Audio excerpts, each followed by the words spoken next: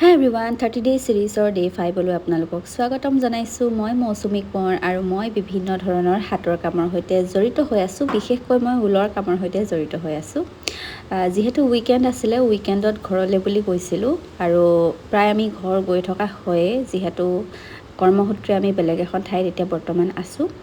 আৰু উইকেণ্ডটো এইবাৰ স্পেচিয়েল আছিলে, কাৰণ এইবাৰ ঘৰত কঠীয়া পাৰিছিলে আৰু কঠীয়া পৰা এনেকুৱা ধৰণৰ পৰিৱেশ, খেতি বাতিৰ লগত জড়িত পৰিৱেশবিলাক খুব বেছি মোৰ ভাল লাগে। যিহেতু মই মোৰ নিজৰ ঘৰতো এই পৰিৱেশটো পাইছিলোঁ আৰু এতিয়া মানুহজনৰ ঘৰতো এই পৰিৱেশটো আছে।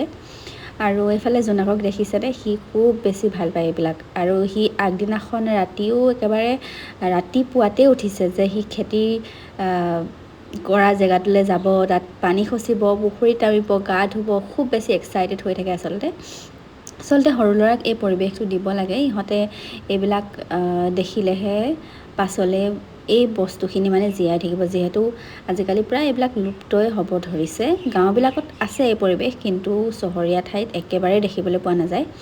তথাপিও খুব বেছি ভাল লাগে নে পৰিৱেশবিলাক, সেইকাৰণে আপোনালোকক দেখাই দিছোঁ। আমাৰ পদূলিতে এনেকৈ বগেনভেলিয়া এজোপা খুব ধুনীয়াকৈ ফুলি আছে আৰু ঘৰৰে এনেকৈ বগৰী।